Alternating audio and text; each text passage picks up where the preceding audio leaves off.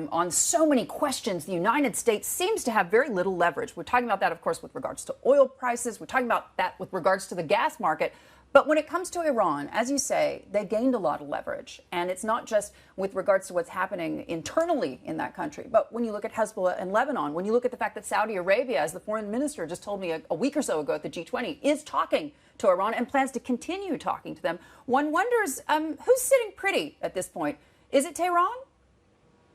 Well, the Iranians certainly know that the ball is in their court. And one reason why, despite all the offers and all the entreaties and all the extended hands for diplomacy and all the unenforced sanctions that are already on the books by Washington, by the Biden administration in particular, the reason there is no resurrected JCPOA to date is not because of President Biden or his national security team. It's because of really one man, and that's Iran's supreme leader, Ali Khamenei, and that's a title meant to be taken rather literally. He's seeking to extort the U.S. He wants the U.S. to somehow atone for leaving the JCPOA, which is why you have all this talk of pledges. These are really masks for premature sanctions relief for cash up front.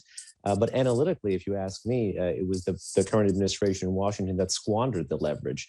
Ultimately, macroeconomics do matter, even for revolutionaries. And if you enforce oil sanctions, you add to extra oil sanctions and enforce sanctions on Iranian activities in the region, be it against militias, be it against the drone industry, be it against the militias, and be it against the missile program. Ultimately, Tehran is going to have to talk. Lest we forget, it was pressure that brought them to the table in 2013 and 2015. But now that Tehran understands that Washington wants a deal for political reasons more than it needs a deal for economic reasons, it now is flipping the leverage, as you mentioned. Behnam, US officials that have spoken to us in recent weeks have suggested that the ball is going to continue to be in Iran's court. The US saying it wants Iran to come back to the negotiation table, but with that late November start date for talks to resume, what does the timeline actually look like now? Because this is going to run into December. That means we're going to break for the end of the year. It's obviously very unlikely that the US is going to be able to get an Iran deal in 2021. What does the 22 timeline look like?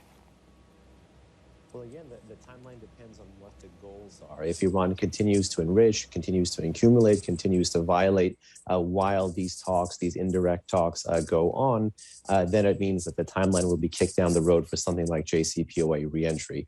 And I'm glad you mentioned 2022, because that would mean that Washington and other countries would be only 1 year away from the next major sunset that exists in their core they're trying to resurrect, which is 2023. That pertains to missile limitations found in UN Security Council Resolution 2231 that enshrines and codifies this deal.